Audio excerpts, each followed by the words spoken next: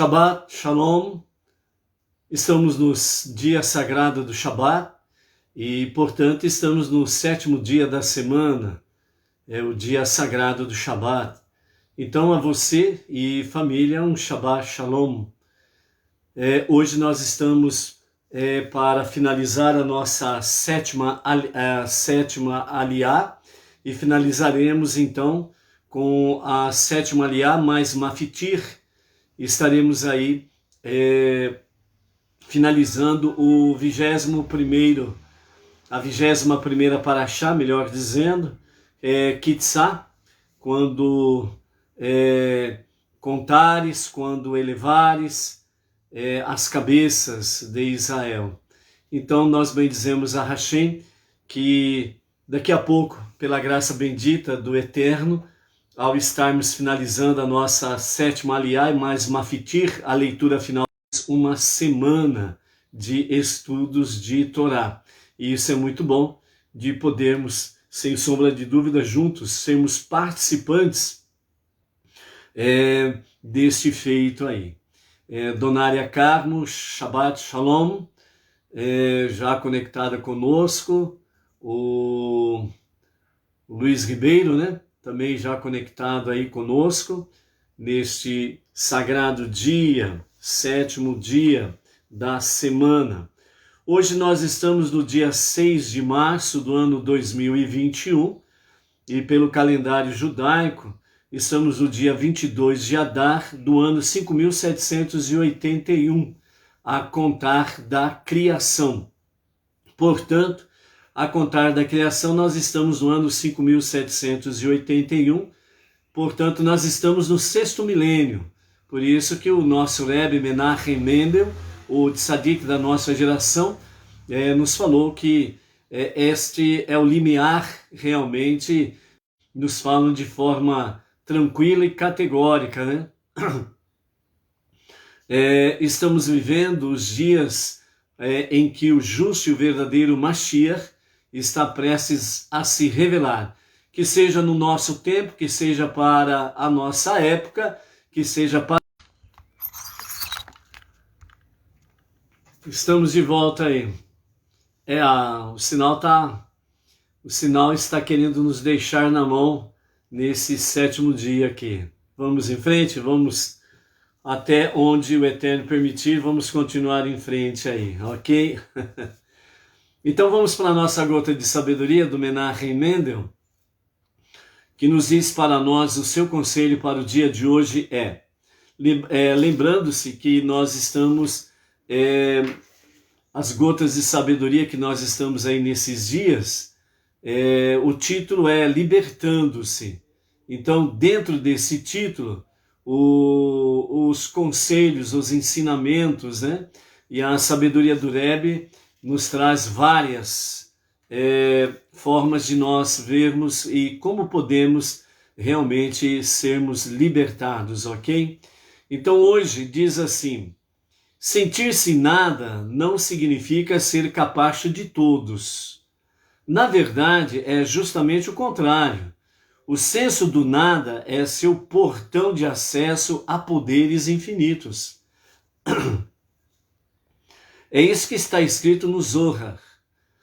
Disse o mestre da academia do Jardim do Éden: aquele que é pequeno é grande, mas aquele que é grande é pequeno. Faça-se pequeno e você será maior. Saiba que não é nada e você será infinito. Pelo menos não seja tão presunçoso e você ficará muito mais perto da verdade. Então, libertando-se, nós estamos vendo até aqui o chamado, né, a nossa atenção sobre a questão de o negar o eu, né? Esse negar o eu é o ego, o egocentrismo, eu ser o centro das atenções, tudo precisa girar em torno de mim, eu tenho que ser, né, o centro das atenções. E o negar o eu, negar o nosso ego, que é o nosso egocentrismo, é realmente dar lugar para um novo e verdadeiro, entre aspas, né, eu, mas não o eu da alma animal, mas o eu da alma divina, que ela está mais focada em tudo em Hashem, tudo no eterno. E aqui nós estamos vendo que o conselho, né, nos chamando a atenção que quando você se sente nada, né, não significa que você é capacho de todos. Então aquela famosa historinha, né, que quem te bate na face direita oferece-lhe a esquerda, isso daí é falácia. Não existe isso daí, ok? Isso daí é mais uma daquelas falácias dentro de certos segmentos religiosos aí, no sentido de dominar o rebanho, para fazer com que as pessoas estejam dominadas pelo medo, pela pressão e opressão. Se você não der a outra face, né? Se alguém te bate na face direita e você não dá a outra face para ser batida, então significa que você não tem comunhão com o Senhor. É o que falam por aí, não é verdade? Então é o mesmo caso daquele, citando o exemplo aí, né? E de números, de fatos que já aconteceram, né? O ladrão entra na casa de uma família, mata lá o filho da família lá, aí o bandido é preso, aí o pai e a mãe, ou mesmo na hora da fuga dele, né? O pai e a mãe saem correndo atrás do bandido e fala para ele, ô, peraí, ó, tem um outro filho meu lá que você não matou, volta lá matar ele também. Você só matou um, eu tenho 2 filhos, volta lá e mata o outro também. Se alguém bateu na tua face direita, oferece-lhe a outra face. Entendeu? Então não é por aí. Então quando nós realmente negamos o nosso eu, o nosso egocentrismo, não significa que você é capacho dos outros. Né? Que as pessoas vêm limpar os seus pés sujos, imundos em você. Não significa que você é capaz dos outros no sentido de que as pessoas chegam à tua presença, falam o que bem entende, e você fica ali, sem reagir, sem fazer nada, ou sem falar nada, sem se defender ou dar uma resposta adequada de acordo com a situação. Então, sentir-se nada não significa que você é capaz dos outros. Negativo. Se você é filho do Deus Altíssimo, se você é filho do Rei dos Reis, então fique sabendo, você tem uma família real, uma família sublime, você faz parte de um reinado soberano. Então nada desse negócio aqui ser capacho dos outros não, filho. Negativo. Ô fulano, você quer falar o que bem entende e não quer ouvir verdades? Então é melhor você parar por aí, porque a hora que eu começar a falar verdades, você vai passar mal. Entendeu? É a mesma coisa de pessoa, seja ela quem for, que chega a você e começa a falar um monte de abobrinhas, né? Falar mal dos outros, fazer um monte de fofoca, e você, por causa, entre aspas, de uma tal de boa educação, você fica aguentando tudo aquilo, e na hora que a pessoa vai embora, você se sente um lixo. Você não é capacho de ninguém. Você não é lixeira de ninguém. Fulano, pode parar. O meu ouvido aqui, ó, não é pinico. O meu ouvido aqui, ó, é instrumento do Criador para ouvir a Torá de Hashem. Os meus ouvidos aqui estão prontos para ouvir a palavra divina, e não esse monte de lixo que você está trazendo para mim. Então, a boa educação, a boa ética, de fato, ela cabe em qualquer lugar. Mas aquele que é mal educado, sem educação, sem vergonha, você tem que responder de forma clara, verdadeira. Então, você não é capacho de ninguém. Ninguém tem o direito de vir limpar os seus pés sujos e imundos em você. Então, por isso, o politicamente correto só serve para quem é pró-ditadura, pró-socialismo, comunismo. O politicamente correto. O politicamente correto serve para aqueles que são contra Deus e contra a sua palavra. Por isso que eles menosprezam Deus e família. Então, meu filho, politicamente correto aqui não tem espaço, não. Aqui é a palavra divina, e é isso que você tem que deixar entender para as pessoas, quer elas aceitem ou não, mas você não perca a oportunidade das pessoas saberem que você não é capacho, mas que você é filho do Deus Altíssimo e, portanto, você tem autoridade divina. Por isso que o Rebbe diz aqui, é justamente o contrário. O senso do nada é seu portão de acesso a poderes infinitos. Então, a partir do momento em que você verdadeiramente abraça a fé monoteísta, acabou, não tem mais politicamente correto, não. Politicamente correto é para essa cambada aí que, com as suas ideologias, sistemas, militâncias perversas, contrárias a Deus e à família, isso daí é para eles, certo? Tanto é que quando você fala a verdade, eles não suportam.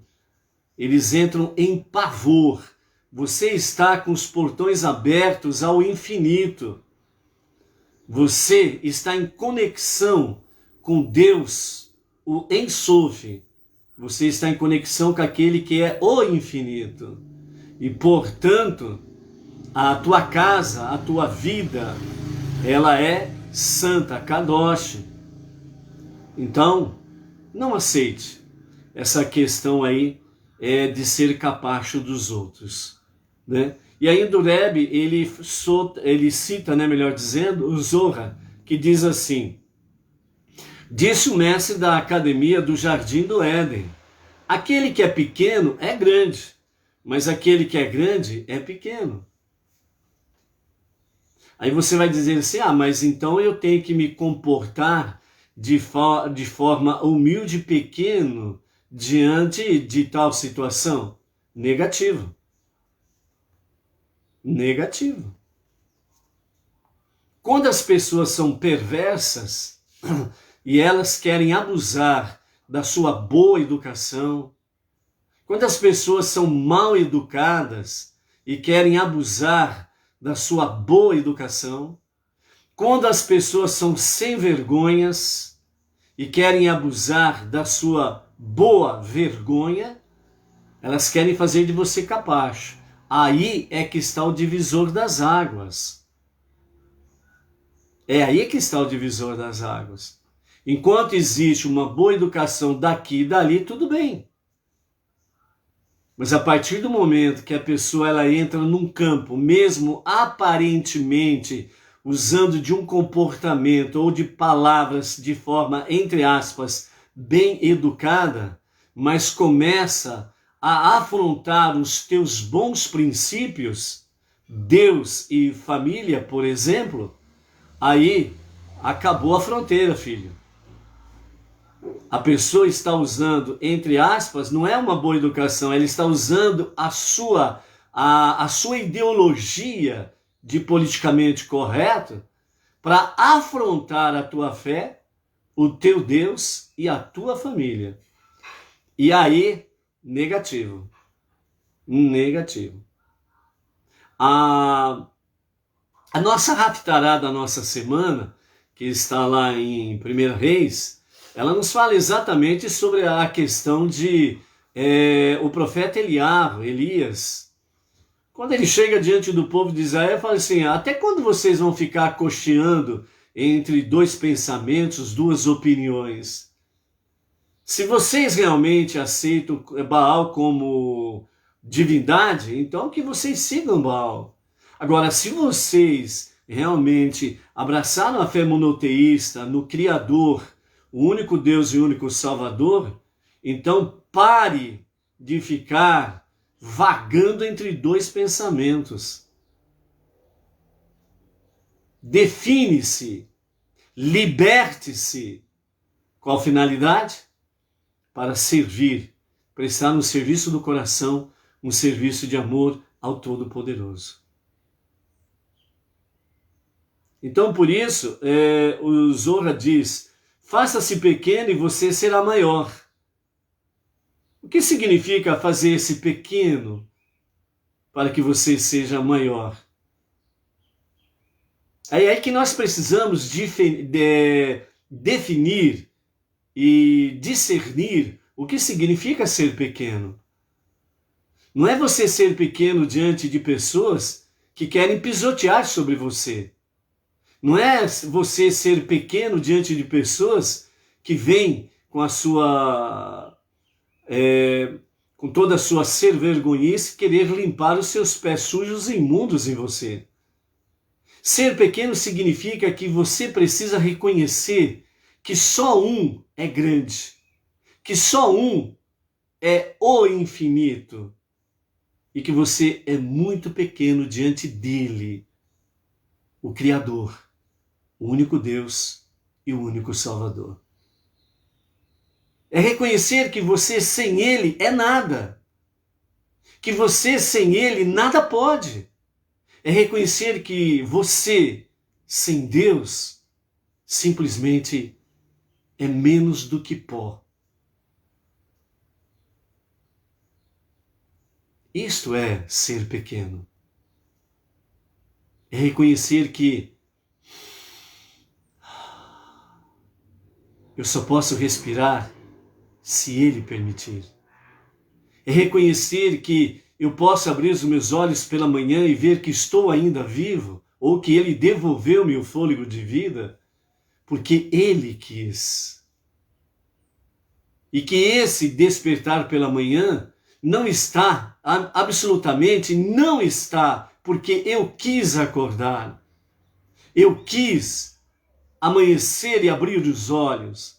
É reconhecer que só Ele permitiu eu abrir os olhos e voltar a respirar ainda nesse tempo que chamamos de hoje. Isto é ser pequeno. É ser humilde. E quando você é pequeno assim, então você é grande. E esses piolhos de cobra que tem por aí não podem pisar sobre você, porque você é grande. E por que você é grande? Porque você se fez pequeno. E vamos dizer, numa alegoria para entendermos o que é ser grande quando somos pequenos, é porque nós reconhecemos que só Ele é Ein Sof, o infinito. Então, portanto, numa linguagem figurativa, Ele é maior do que tudo e todos. Portanto, entre aspas, Ele é o único gigante. E quando você se faz pequeno, é aí que você se torna grande, é porque você fica sentado nos ombros dele. E como ele olha de cima para baixo, você está sentado nos seus ombros. Então você está como ele, olhando de cima para baixo, sem perder a humildade. Dessa forma, saiba que não é nada, saiba que você não é nada e você será infinito. Quando você age dessa forma e quando você assume essa posição, então você entra em conexão com o soberano dos mundos. Você entra em conexão com o Criador, o único Criador. Dessa forma você entra em conexão com aquele que somente Ele pode dizer: eu sou. Então você está sentado nos seus ombros e junto com Ele você olha de cima para baixo. Então por isso esse espiolho de cobra aí, ó, não vem querer usar você de capacho não, porque você não é capacho. você é filho e não bastardo. Você faz parte do povo e não do pagão. E assim, pelo menos, não seja tão presunçoso. Ou seja, conhecendo essas verdades, então o Rebbe, ele fala, não seja presunçoso, orgulhoso, prepotente. Não perca a humildade. Para que você não perca essa conexão com En Sof, o infinito, o soberano dos mundos. Assim, e você ficará muito mais perto da verdade. E dessa forma, no seu dia a dia, você vai trilhando o caminho da verdade. E você alcançará o alvo, o objetivo soberano das nossas vidas. Transformar esse mundo no lar de Deus e através da redenção com a revelação do justo e verdadeiro Mashiach, você estará participando da redenção final para o Olam Rabá, o mundo vindouro, a vida eterna, onde plenamente o mundo será o lar de Deus. Então, por isso, amados, foco na nossa missão. Baruch Hashem. Vamos então para a nossa sétima aliá, mais mafitir, né? Onde temos aí, e onde nós vamos encerrar, né?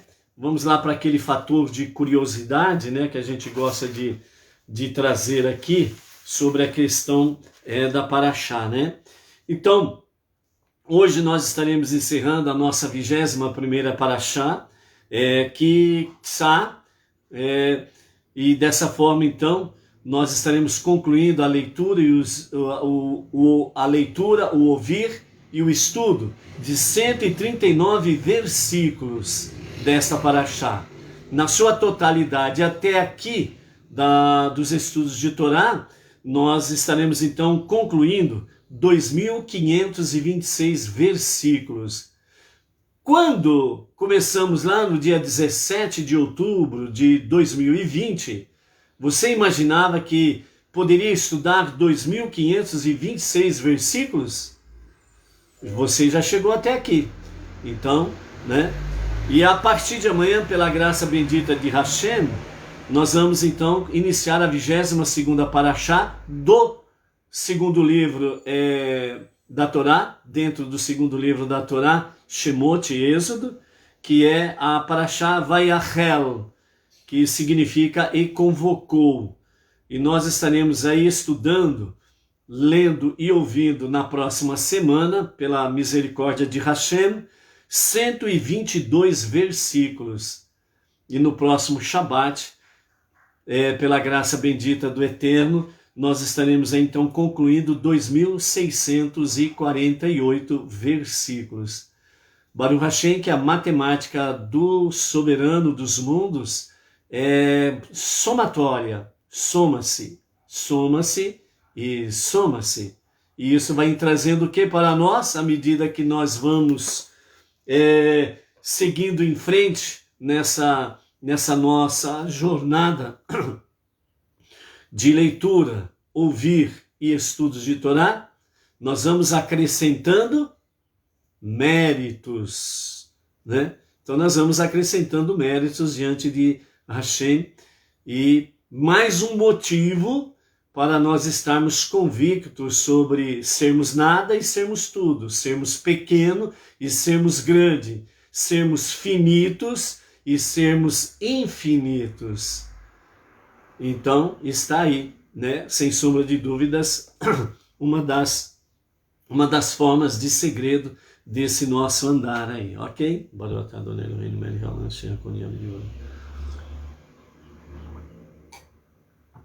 Então vamos à nossa sétima aliá.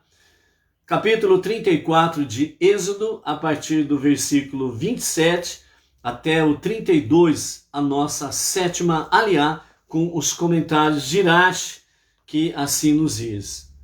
Deus disse a Moshe: escreve estas palavras para ti, pois de acordo com essas palavras fiz uma aliança contigo e com Israel. Mais tarde elas serão incorporadas ao rolo da Torá escrita. Mas não penses que, porque te ordeno que as escrevas, também possas escrever formalmente a explicação oral que te transmito. Esta deve ser memorizada e ensinada de viva a voz. Aqui, o que nós estamos vendo aqui, nesse sentido, o Eterno, né, segundo os comentários de Rashi, está diferenciando, né, o que é para escrever na Torá escrita. E Torá oral, o nome já diz, é oral, não é para escrever.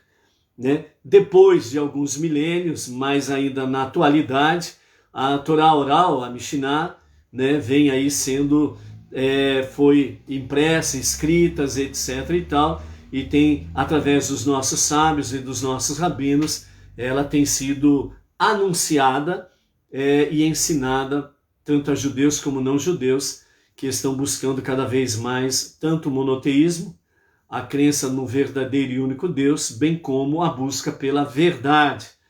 E aqui no caso específico, segundo Rashi, Deus estava dizendo a Moshe, o que é para ser na Torá escrita, você escreve. O que é para ser a Torá oral, não é para ser escrita, mas ela é para ser memorizada e ensinada, geração após geração.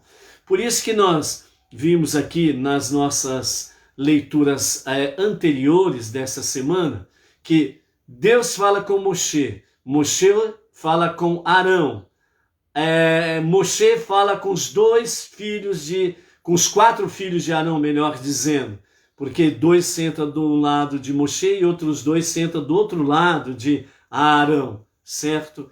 Então Moshe, Arão, os seus 4 filhos, em seguida entre os anciãos, os príncipes do povo, né? Anciãos ou príncipes do povo, e aí é falado para os príncipes do povo. E aí então pela 4ª vez, aí é dito ao povo. Então, no mínimo, os ensinamentos são ditos 4 vezes. Moisés, vamos assim dizer, ele acaba ouvindo 5 vezes, né? Mas o povo, a partir de Arão, né, ouve 4 vezes no mínimo, certo? Então, assim significa que a Torá oral, ela era dita, ensinada e também ela era para ser memorizada. Por isso a Torá oral, ela foi passando de geração em geração, né, até os tempos modernos, onde começou realmente a ser impresso, e aí vem os ensinamentos através dos sábios e dos rabinos para as nossas vidas, ok? Então aqui é isso que está sendo dito a Moshe. A partir do verso 28, nós temos aí sobre a questão Moshe desce do monte. Moisés esteve ali com Deus no monte Sinai 40 dias e 40 noites. Não comeu pão e não bebeu água. Dessa vez, porém, não porque Deus o tenha sustentado milagrosamente, nem porque ele estivesse absorto em suas interações com Deus, a ponto de não perceber as necessidades de seu corpo. Na verdade, Moisés não se alimentou porque seu corpo físico estava purificado como o de um anjo. Portanto, ele não precisava comer e ele não sentia necessidade de comer. Diferentemente do que ocorrera no segundo período de 40 dias, Deus mostrou sua boa vontade e benevolência durante esse tempo. No último dia 10 de Tishrei, do ano 2449 a contar da criação, plenamente reconciliado com o povo, Deus escreveu sobre as tábuas as palavras da aliança, os 10 mandamentos. Ao descer Moisés nesse dia do Monte Sinai, pela 3ª e última vez, e as 2 tábuas do testemunho estavam na mão de Moisés, e em sua descida do monte, Moisés não sabia que a pele de seu rosto ficara resplandecente quando Deus lhe falou e o protegeu com sua mão. Visto que o corpo físico de Moshe se tornara quase angelical em sua terceira estadia no monte, seu rosto irradiava luz. Arão e todos os israelitas viram Moshe, e eis que a pele de seu rosto resplandecia. Por terem pecado e descido a um nível espiritual inferior, assustaram-se com a face brilhante de Moshe e temeram, tiveram medo, tiveram pavor de aproximar-se dele. Em contraposição, antes de pecar, haviam sido capazes de fitar sem medo a glória do próprio Deus. Desde então, sempre que saía de sua tenda para ensinar-lhes algo que aprendera de Deus, Moisés tinha de chamá-los de volta. Arão vinha primeiro e punha-se diante de Moshe, que transmitia a lição só a ele. Arão então se sentava à esquerda de Moshe, e os filhos de Arão chegavam, postavam-se diante de Moshe, enquanto ele lhes expunha a lição, e depois se sentavam, dois à direita de Moshe e dois à esquerda de Arão. Em seguida, os líderes da comunidade se aproximavam dele, e Moshe lhes falava, repetindo-lhes a matéria. Os líderes, por fim, tomavam assento dos dois lados dos filhos de Arão. Depois todos os israelitas se acercavam, e Moshe ordenava-lhes tudo que Deus lhe falara no Monte Sinai. Aqui nós encerramos a sétima aliá, e agora nós vamos para o Mafitir, a leitura final da Parashá, que está no capítulo, ainda no capítulo 34, versos 33 a 35, que assim nos diz com os comentários de Rashi. Quando acabava de falar com eles, Moshe punha um véu sobre seu rosto, para esconder os raios de luz, pois só era apropriado que todos vissem o brilho de sua face enquanto ele lhes estivesse ensinando a palavra de Deus, e novamente se retirava para sua tenda. Arão repetia a lição para todos os congregados e em seguida saía também. Os filhos de Arão expunham a matéria para os líderes e para o povo, e depois saíam. E finalmente, os líderes reproduziam a lição diante do povo. Assim todos a escutavam 4 vezes. E sempre que Moshe entrava em sua tenda diante de Deus para falar com ele, tirava o véu e ficava com o rosto descoberto, até depois de sair para instruir o povo e terminar a lição. Porque depois que Deus lhe falava, ele sempre saía imediatamente e dizia aos israelitas o que lhe for ordenado, conforme descrito. Enquanto ele os instruía, os israelitas viam o rosto desvelado de Moshe, percebendo assim que a pele do rosto de Moshe resplandecia. Quando acabava de ensinar, Moshe recolocava o véu sobre seu rosto, que permanecia coberto até ele tornar a entrar para falar com Deus. Então aqui nós encerramos a nosso Mafitir e, portanto, nós encerramos a nossa Parashá, ok? É a 21ª Parashá aqui de Sá, e nesse momento final nós vemos aqui então que Deus disse a Moshe: escreve estas palavras para ti, pois de acordo com essas palavras fiz uma aliança contigo e com Israel.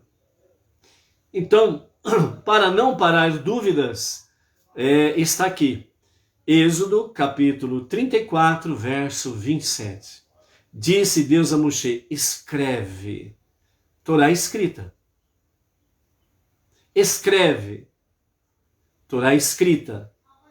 Por que disse Deus para escrever isto? Para que a Torá escrita todos possam ler, não somente o povo judeu, mas os povos de todas as nações. Por isso, as Bíblias estão aí aos 4 ventos, de norte a sul, leste a oeste. praticamente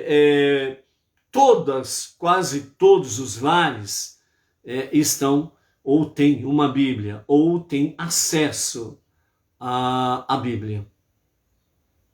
E ainda mais dentro do campo virtual, da era moderna. Então, realmente, de uma certa forma, quem não tem Bíblia tem acesso através da própria internet. Por que Deus mandou escrever na Torá escrita? Para que não parasse dúvida aos judeus. Mas Deus fez aliança com Moshe e Israel. O povo judeu ia esquecer isso? Não podemos esquecer que a situação volúvel do povo judeu também é uma realidade. Então tem aqueles que são praticantes e aqueles que não são praticantes. Então, para não parar dúvida ao próprio judeu, mesmo que se distancie do caminho, mesmo que se distancie da fé, ou seja, não venha se tornar um não praticante, mas ele continua sendo judeu e a aliança continua válida para ele também. Então, para não parar dúvida, tanto para o praticante como para o não praticante, Deus disse: fiz uma aliança contigo, Moshe, o maior dos profetas, e com Israel. E também para as nações, para que as nações não venham ter dúvidas que a aliança do Monte Sinai, ela é primeiramente e exclusivamente com Moshe e com o povo judeu. Então, por isso, ela está na Torá escrita para que ninguém venha alterar o que Deus disse, o que Deus mandou Moshe escrever.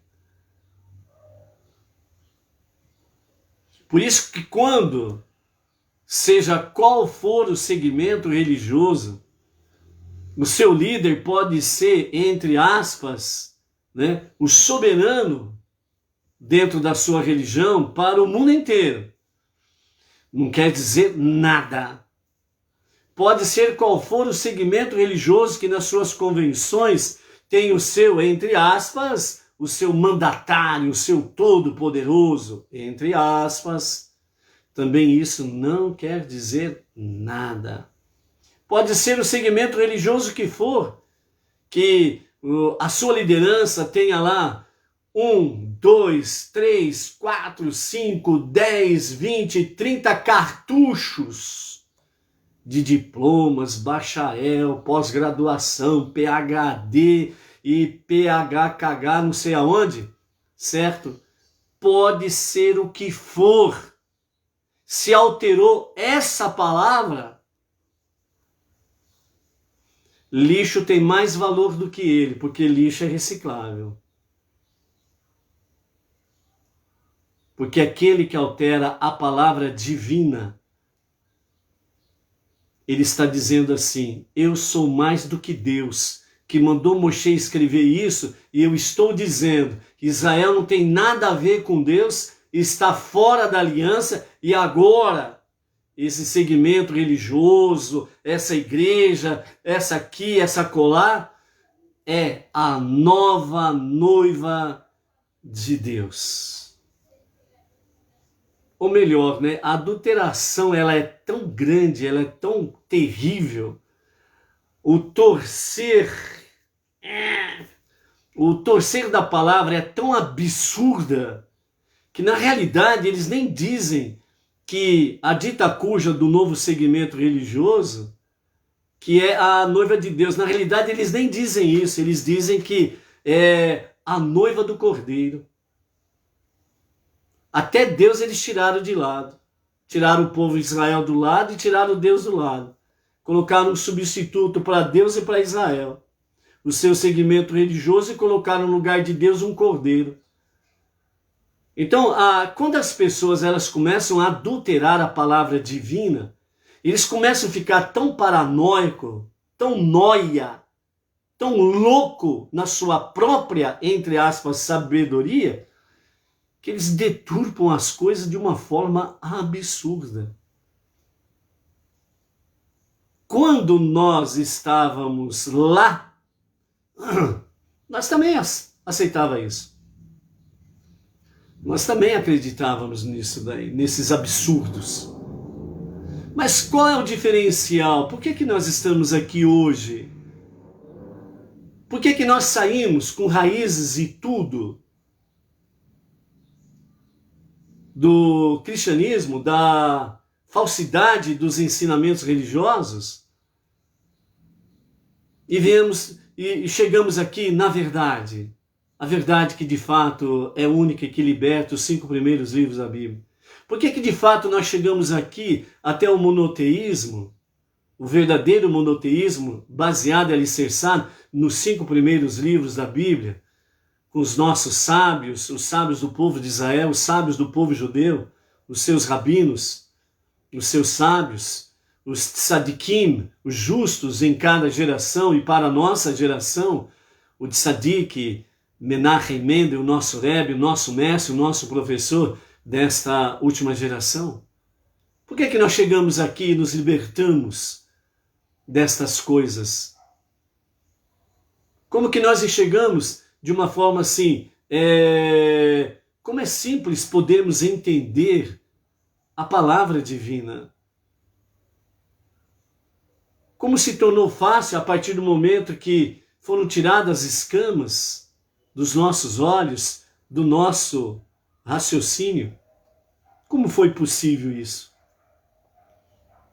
Foi porque, certamente, cada um de vocês, cada um de nós que estamos nessa jornada monoteísta, alicerçados no judaísmo, com as sabedorias do povo judeu, dos rabinos e dos sábios de outrora e do presente, é porque nós nunca paramos de ter sede de saber, querer conhecer, buscar cada vez mais a verdade de uma forma cada vez mais profunda, mais elevada. Não ficamos parados no prato pronto. Não ficamos estacionados no ponto, dormindo, cochilando, o sono da preguiça, esperando receber a comida pronta.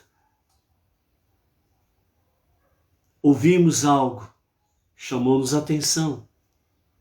Perguntamos às lideranças de então, responderam, mas aquilo não caiu bem aos nossos ouvidos. Aquilo não desceu agradável ao nosso coração. Aquilo não satisfez a nossa inteligência.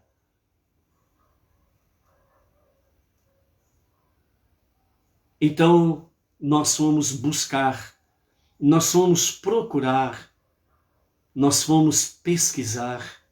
Encontramos muitas fontes. Será que isso é verdade ou não? Então nós pegamos a nossa Bíblia, abrimos os nossos 5 primeiros livros, com eles nós fomos pesquisando dentro de até então que nós conhecíamos como o chamado Antigo Testamento, fomos confrontando isso, aquilo, quando levamos para o outro livro, que chamaram de Novo, aí nós começamos a ver ainda mais os absurdos. Então, nós ficamos, mas como pode um negócio desse? Será que eu estou enxergando isso mesmo? Será que eu estou entendendo isso mesmo? E você disse, e certamente falamos com Deus e pedimos a Ele, Pai, tem misericórdia. Isso aflige a nossa alma, o nosso ser.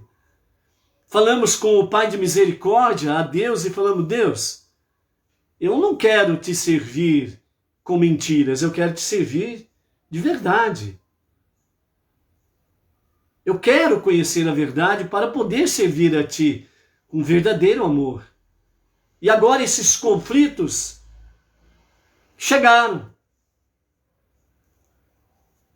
E eu não quero ficar confuso. porque eu preciso ter clareza para não blasfemar contra ti e nem cometer idolatria contra ti, para obedecer os teus mandamentos e fazer aquilo que é bom e agradável aos teus olhos e que alegra o teu coração. Então chegamos aqui porque fomos buscar. Não aceitamos o prato pronto. Nós mesmos procuramos cavar para poder jogar a semente, cultivar a terra para que a semente pudesse começar a brotar. Continuamos cuidando daquela semente que acabou de brotar, protegendo, alimentando-a, fortalecendo-a, e ela foi crescendo. E se tornou uma pequena árvore. Não descuidamos dela. E ela foi crescendo, foi se fortalecendo, suas raízes começaram a ficar mais profundas, mais enraizadas, elas começaram a ficar mais fortes. Os ventos bateram na árvore, na pequena árvore, mas ela não se quebrou. Dobrou-se, mas não se quebrou. Vieram as tempestades, as chuvas, as enxurradas, mas as raízes estavam cada vez mais firmadas. Estavam cada vez mais fortes. Escreva isso, Moshe. Moshe escreveu. E ficou, está e sempre estará enraizada, fortalecida por toda a eternidade. Porque Deus disse, Moshe escreveu e teve o selo divino. A nossa árvore continuou crescendo. E ainda nós não concluímos esse crescimento, porque nós estamos em fase de crescimento ainda, até que se revele o justo e o verdadeiro Mashiach. Estamos crescendo. As tempestades, os raios, os trovões se foram. Passou as primeiras tempestades. Temos novos desafios pela frente, em outros níveis. Mas as escamas saíram. Foi descortinado. A mente não é mais cauterizada, anestesiada. O nosso cérebro funcionou e funciona porque Deus deu o cérebro para que nós pudéssemos pensar, analisar, pesquisar, tirar conclusões. E como vimos pela gota de sabedoria do nosso Rebbe, e quando nós vimos que nós não somos nada, nós nos conectamos com o infinito, com Deus. E então, nós aprendemos que quando nós trabalhamos, nós temos a justa recompensa do nosso trabalho. Deus não nos deixa só. Deus não nos deixa confundido. Ele confirma sua palavra para aqueles que o buscam com todo o seu coração. Então nós vimos aqui que realmente Deus mandou Moshe escrever para que ficasse perpetuado que Deus fez uma aliança com Moshe e com Israel. E à medida que nós abraçamos a fé monoteísta, nós somamos a esta aliança. Porque ombro a ombro com os judeus, nós estamos no mesmo serviço, no serviço do coração, no serviço de amor. Ainda mais também, nós vimos aqui que Moshe, quando desceu do monte, o seu rosto brilhava.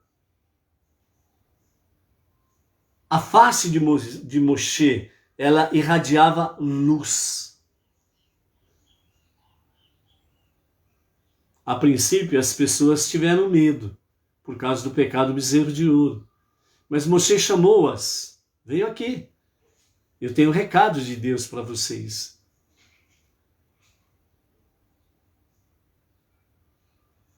E aí o povo se aproximou e puderam ouvir o recado de Deus através de Moshe. E toda vez que Moshe falava com o povo, né, falava com Arão, seus filhos, os anciãos, os príncipes do povo e o próprio povo, ele fazia questão de permanecer com o seu rosto descoberto para que o povo pudesse ver essa luz irradiando dele, para que eles pudessem ter a certeza que Moshe não estava falando nada de si mesmo, mas eles estavam falando realmente o recado de Deus.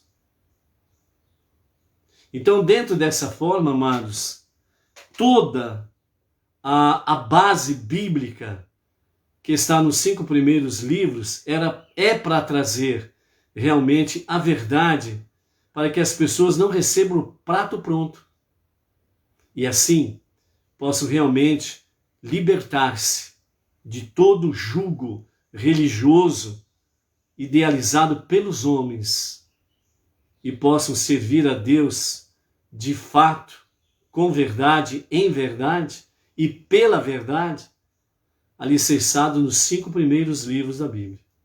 Porque o chamado novo livro que eles abraçaram tem mais de 25.000 contradições. Tem mais de 25.000 contradições. E uma delas que nós não podemos jamais esquecer: Deus não é homem e nem filho do homem. Deus não se fez homem e muito menos filho do homem, encarnando-se num corpo profano, finito e pecador. Jamais Deus fez isso. Não há base bíblica para isso. E uma segunda questão que jamais podemos esquecer e que, quando houver oportunidade de lembrar as pessoas, aonde está escrito que Deus exige sacrifício humano para perdão de pecados? Aonde que está escrito isso? Eles jamais poderão mostrar isso para você. Eles só vão poder mostrar para você isso através do novo livro que foi inventado através dos teólogos de Constantino, o imperador perverso, pagão, promíscuo e idólatra. Jamais poderão provar isso. Deus não exige, nunca exigiu sacrifício humano para perdão de pecados. E outra coisa, Deus nunca pediu sacrifício de cordeiro para perdão de pecados do povo.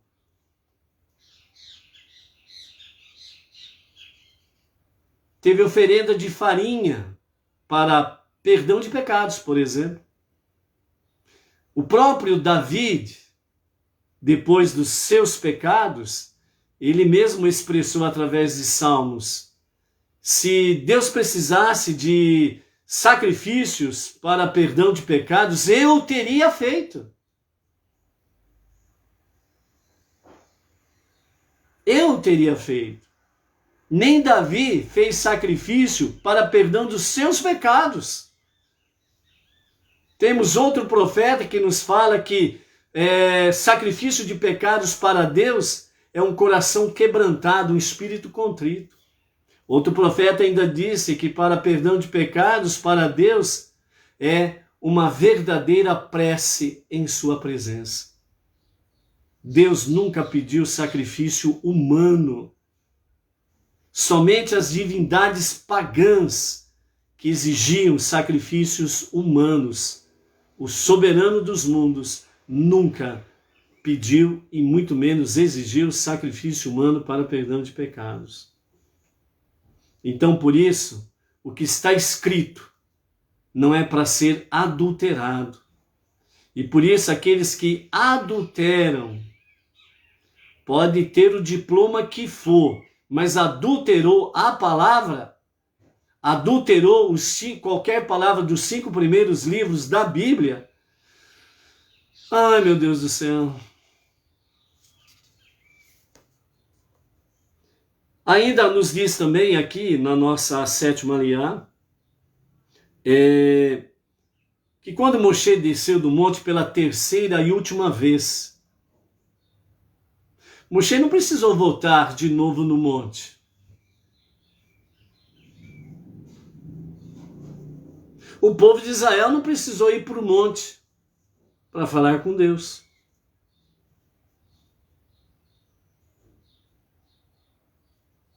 Então, por isso que tem muitos segmentos religiosos que falam que precisa ir para o monte para falar com Deus e ouvir Deus. Com que base? Qual o fundamento? Não tem. Não tem. Então, cuidado com as falácias religiosas que tem por aí. Então, dessa forma, Arão e todos os israelitas viram Moshe, e eis que a pele do seu rosto brilhava, né? E quando ele acabava de falar, ele punha novamente o véu e sobre sua face, né? E retornava à sua tenda. E lá dentro da sua tenda ele tirava o véu do seu rosto, porque era só ele e Deus, né, que habitava naquela tenda ali, né. Dessa forma aí, né, os nossos sábios, o nosso Rebbe, ele nos fala assim, quando Moshe subiu ao céu para receber a Torá, esteve ali 40 dias e 40 noites, e a Torá conta que pão não comeu e água não bebeu. Pode-se perguntar, é possível algo assim? Maimônides, que determinou as leis de juramento, diz que é impossível sobreviver mais de 7 dias sem comer, e se a pessoa jura que não comerá por 7 dias, deve considerar este juramento em vão. É a sabedoria judaica. Então, o absurdo dos certos segmentos religiosos, Moshe ficou 40 dias e 40 noites sem comer e sem beber. Certos segmentos religiosos chegam a absurdo em que determinadas pessoas ou determinados líderes dizem que ficaram mais de 40 dias sem comer e sem beber. Tenha certeza, é mentira, viu? Tenha certeza, é mentira, te enganaram. As pessoas, quando elas saem do fundamento bíblico dos 5 primeiros livros da Bíblia, a tendência delas é criarem ilusões, é criar factoides, é criar lendas, é criar ilusões e mentiras. Isso tudo, sabe com que está ligado? Está ligado com idolatria, feitiçaria, magia, necromantes e por aí afora vai. Mas aí você pode dizer assim, não, mas o meu segmento religioso não tem nenhum ídolo. Tem sim. Não tem de madeira, não tem de pedra, não tem de cobre, não tem de prata, não tem de ouro, não tem de gesso, algo semelhante. Mas tem de carne e osso, e vai piorando a situação. Moshe ficou 40 dias e 40 noites sem comer e sem beber. Aí aparece um imbecil dizendo assim, eu fiquei mais do que Moisés.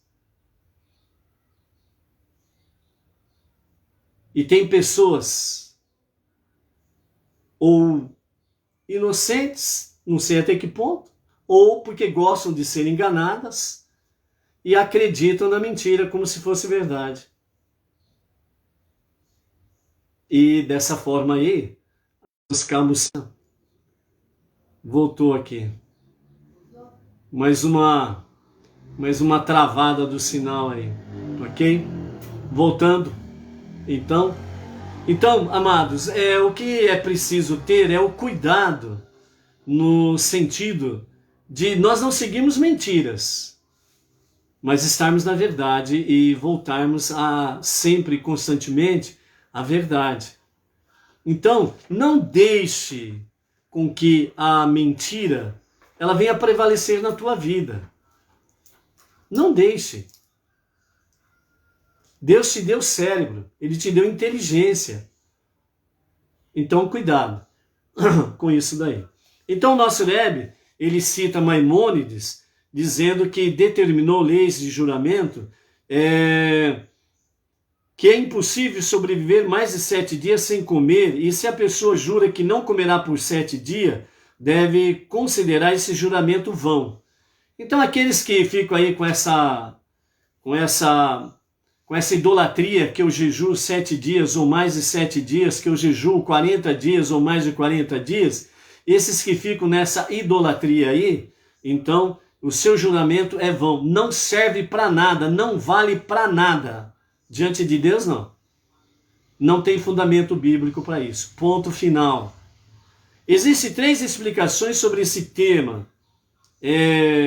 Se você quer ficar, abrindo parênteses aí no momento, se você quer ficar 40 dias e 40 noites sem comer e sem beber, você precisa ser um Moisés. E para você ser um Moisés, o mundo precisa ser destruído e começar tudo de novo. Para ver se Deus vai te escolher para você ser um Moisés, né? É possível isso? Não. Só tem um Moisés. Então, existem 3 explicações sobre esse tema, né? No sentido por que Moshe ficou 40 dias e 40 noites sem comer e sem beber. Então, vamos aqui para o que diz os nossos sábios, né? Em somatória com aquilo que o nosso Rebbe, Menachem Mendel, traz para nós nesse sentido.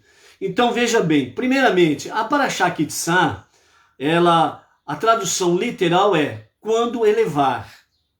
A tradução para dentro do contexto é quando contar o povo de Israel.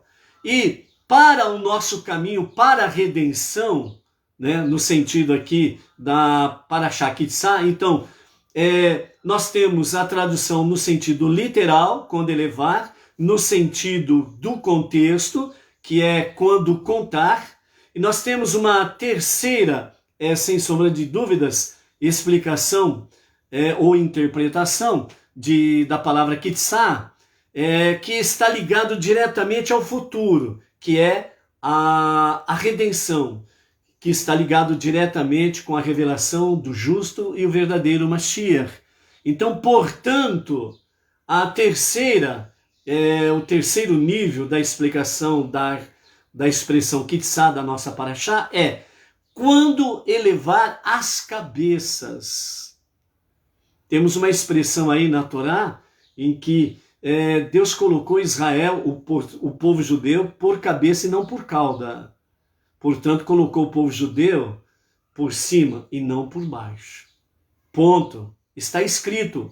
É para ninguém alterar o que está escrito. Se alguém altera o que está escrito, está debaixo de maldição e não de bênção. Ponto.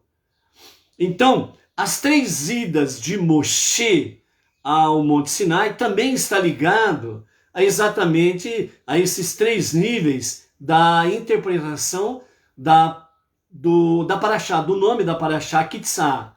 Literal, dentro do contexto e dentro do caminho para a redenção. Então, as 3 idas de Moshe ao Monte Sinai, primeiramente, diz assim, as 3 primeiras idas. Primeiro, a primeira vez que Moshe foi ao Monte Sinai foi para receber as primeiras tábuas. Foi um trabalho de Deus, portanto, foi um trabalho totalmente divino. Moshe não fez nada. Moshe esteve apenas envolvido com o sobrenatural, a manifestação divina, com tudo aquilo que está escrito no princípio de Shemot, do livro de Êxodo. O monte fumegava, as nuvens, trovões, relâmpagos, a terra tremia, o fogo estava presente ali no Monte Sinai, o povo viu e ouviu todas estas manifestações de Deus, e Moshe estava lá no monte para pegar as primeiras tábuas dos 10 mandamentos, as primeiras tábuas do testemunho, né? Então, nessa primeira ida, realmente, diariamente Deus fez milagres para que Moshe pudesse sobreviver nesses 40 dias e 40 noites. E por isso Moshe não comeu e nem bebeu. Primeira vez. Segunda vez, Moshe subiu ao monte para buscar perdão por causa do pecado do bezerro de ouro, certo?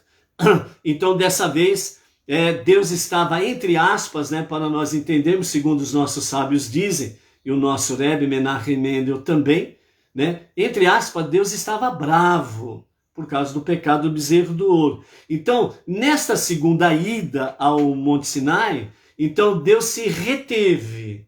Ou seja, Deus não usou toda a sua conduta sobrenatural como a primeira vez. Os relâmpagos, né, o fogo, os trovões, o estremecer da terra, o som do shofar, o som da sua voz impactante. Não, dessa vez o povo viu somente as nuvens. E só Moshe estava ali. Na primeira ida, o povo todo ouviu a voz de Deus. Nessa segunda feita, o povo não ouviu a voz de Deus, Moshe somente ouviu a voz de Deus. Então, nessa segunda ida, certo? Então, Moshe, ele estava envolvido de forma tão sobrenatural para pedir perdão a Deus por causa do pecado do bezerro de ouro, que ele não se ateve às suas necessidades físicas, porque ele estava envolvido nessa sua missão soberana, sobrenatural, numa conexão com Deus para pedir perdão de pecados para todo o povo. Na terceira ida ao monte, na terceira e última ida de Moshe ao Monte Sinai, foi para buscar as segundas 2 tábuas do testemunho, ou as segundas 2 tábuas dos 10 mandamentos. Então, nessa terceira feita, então, o que aconteceu? Primeiramente, vamos retroagir um pouquinho. Devido ao pecado do bezerro de ouro, Moshe, ele pega a sua tenda e sai do acampamento, se separa do acampamento do povo. Então, ele fica fora do acampamento com a sua tenda. Só Moshe vai para a sua tenda. Porque já fazia muito tempo que Moshe, ele deixou o costume natural com a sua esposa. Porque Moshe, ele precisava estar continuamente no ato de purificação, porque Deus poderia chamá-lo e falar com ele a qualquer momento. Então, ele não poderia estar aí com a sua vida secular, marital, em dia. E aí nós vemos realmente, segundo os nossos sábios trazem, e já falamos outrora, né, sobre a posição nobre da esposa de Moshe. Como ela foi nobre em poder compreender a missão do seu marido e abrir mão do seu marido para Deus. E outros tantos atributos que já falamos aqui sobre Tsípora, a esposa de Moshe. Então, por isso, Moshe, quando ele leva a sua tenda, ele vai sozinho.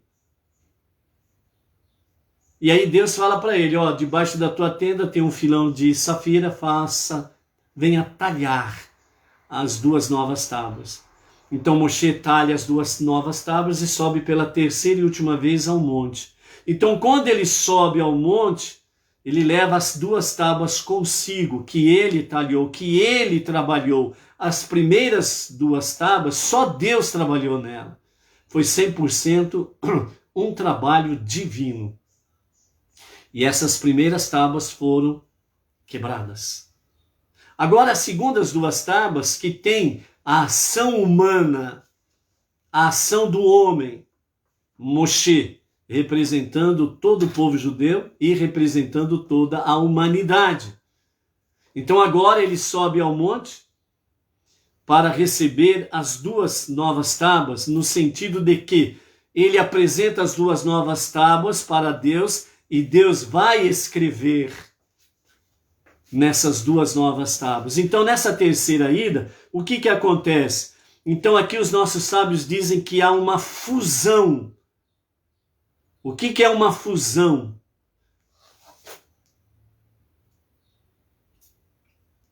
Uma união. Um entra dentro do outro. Numa linguagem mais simples para falarmos sobre fusão.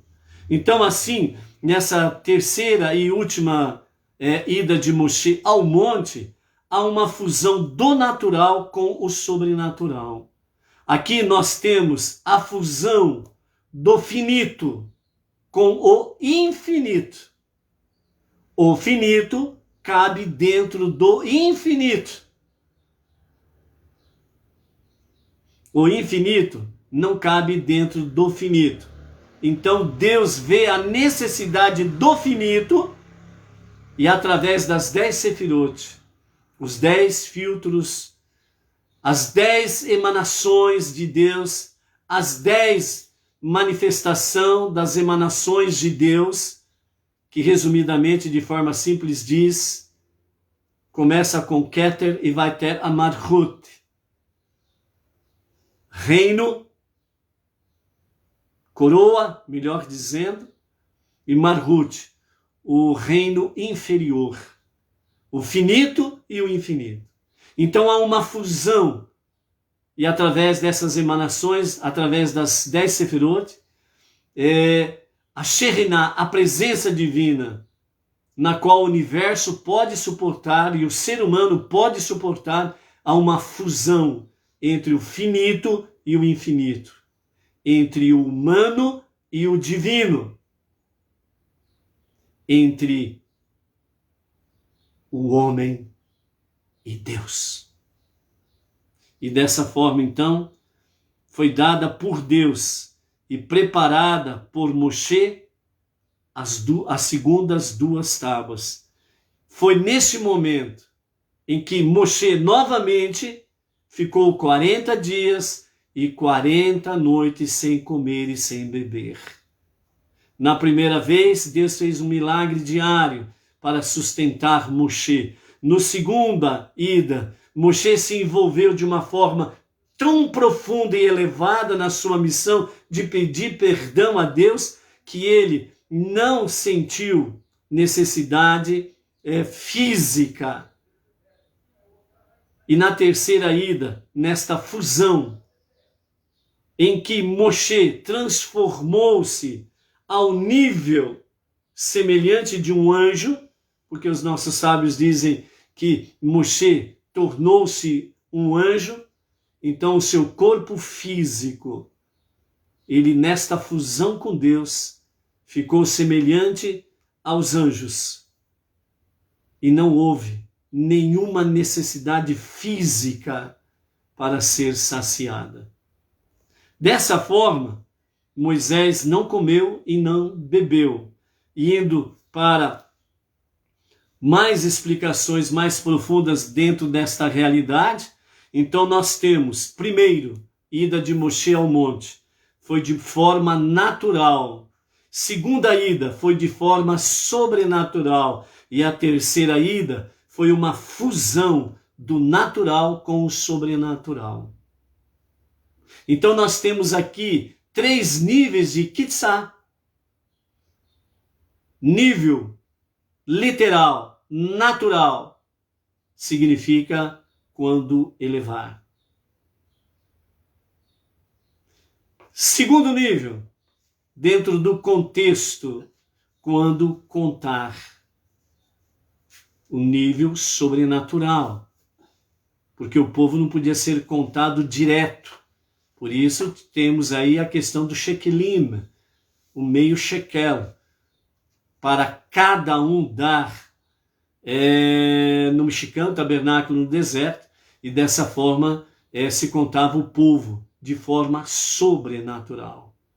E a terceira, que é o caminho para a redenção de forma mais elevada, quando elevar as cabeças na redenção, que é exatamente na era messiânica, onde de forma sobrenatural, numa fusão do literal e do contexto, ou seja, numa fusão do natural com o sobrenatural, onde todas as nações reconhecerão plenamente que Israel e o povo judeu é a cabeça das nações,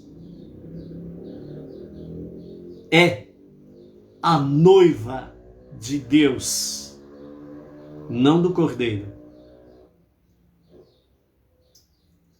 A noiva tem só um noivo, Deus. Então, no natural, nós vemos aí a imensa atividade tão elevada que foi, que simplesmente Moshe esqueceu-se de comer e de beber. E dessa forma, Deus agiu de forma prodigiosa em cuidar de Moshe nos seus 40 dias e 40 noites na primeira ida. Na segunda ida, de forma sobrenatural, Deus fez um milagre cada dia para mantê-lo vivo, apesar de não ter se alimentado. Ele foi buscar o perdão e ele estava imerso, melhor dizendo, ele estava imerso na sua missão e ele fez isso com alegria, com a sua mente concentrada na sua missão. Então ele não sentiu necessidades seculares ou necessidades naturais. Então ele portou-se de forma sobrenatural. E na terceira e última subida ao monte, que foi uma fusão do natural com o sobrenatural, Moshe torna-se como um anjo que não precisa de alimentação. Seu funcionamento natural foi elevado a uma ordem sobrenatural, ou seja, o seu corpo físico, com todo o seu sistema natural, foi elevado a uma ordem sobrenatural, à semelhança dos anjos. Foi aqui, nessa terceira e última subida ao Monte Sinai, que Moshe recebeu o Karnei Or, que significa raios de luz. Por isso, nessa terceira e última vez, foi quando Moshe, ao descer do monte, o seu rosto irradiava luz, Ou seja, o que aconteceu com Moshe aqui? Moshe foi refinado de uma tal forma que a sua própria matéria, a sua própria constituição física, ela foi refinada à semelhança dos anjos. Ou seja, numa linguagem simples para entendermos, Moshe chegou ao nível máximo que um ser humano poderia chegar. Por isso que Moshe, ele foi, e sempre será tido como o maior dos profetas, que não há nenhum semelhante a ele. Por isso, qualquer segmento religioso que apresenta um tolo dizendo que é maior do que Moshe, é pura tolice, é pura mentira, simplesmente isso. E nessas analogias religiosas que se tem por aí, quando as pessoas, já foi dito, quando as pessoas saem do fundamento dos 5 primeiros livros da Bíblia, Então, a paranoia é uma coisa fantástica. As ilusões, as magias, as imaginações, elas não têm limites para tentar fundamentar que as suas mentiras são verdades, ok? Então, por isso, dessa forma, a pergunta fica, por quê, né? Para acrescentar conhecimento a isso. Por que o rosto de Moshe brilhava? Então a resposta para isso é: a luz de sua alma não era obstruída pelo seu corpo. Suas funções físicas naturais foram elevadas às de um anjo. Por que o rosto de Moshe brilhava? A luz de sua alma não tinha mais obstáculos. Então, a luz da sua alma pôde resplandecer através do seu rosto. Porque as suas funções físicas naturais, elas foram elevadas às de um anjo. Dessa forma, amados, nós encerramos a nossa Parashá, Kitzá. Que esses 3 níveis, essas 3 subidas ao Monte Sinai, e com todas as suas lições, que possam permear o nosso horizonte. Seja forte, seja luz. Não seja capacho de nada, de ninguém e de nenhum sistema religioso. Seja livre. Liberte-se. Qual finalidade? Para prestar um verdadeiro serviço a Deus, de coração e com verdadeiro amor. Um bom término de Shabat, um início de uma nova semana, Shavuot Tov, e que seja ricos, com bênçãos, vitórias e novas conquistas. Shalom, shalom. Até amanhã às 14 horas em A Tarde com a Torá.